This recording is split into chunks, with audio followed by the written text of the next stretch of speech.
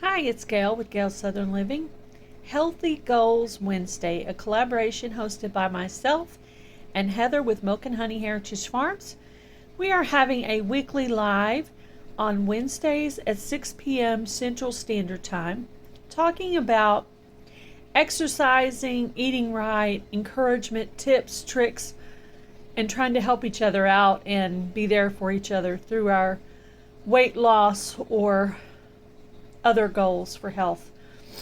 So I usually buy this beef jerky right here. Sure, but I'm not sure if it's good for you. So I'm going to try this Chomps brand. It is not cheap, guys, like $16. It's like $2.03 for each one of those. So I hope they're good. But I thought I would try it just to see if they're any good, just to try to get a better beef jerky product. And this is made from grass-fed cows. So I got some 85% dark chocolate, the Lindt brand. It's kind of bitter dark chocolate, so I know some of you guys don't like that, but it's supposed to be better for you. They did go up on the price like about 60 cents, so yikes. So I bought some chopped pecans because I'm going to make a cookie recipe, and some almond butter. It's no sugar and no salt in it. So anyway, that's my peanut butter alternative. It's like a good healthy fat.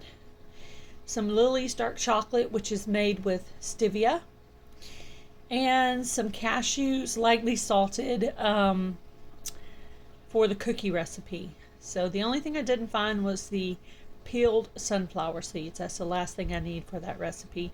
Hopefully I'll get that recipe up this week. If not this week, then hopefully next week. But these are the items I purchased at Walmart today, along with some low sugar cranberries, dried cranberries for the recipe, and some honey. I can't find a local buyer, but I really like to find one. I think local is considered like within 30 miles.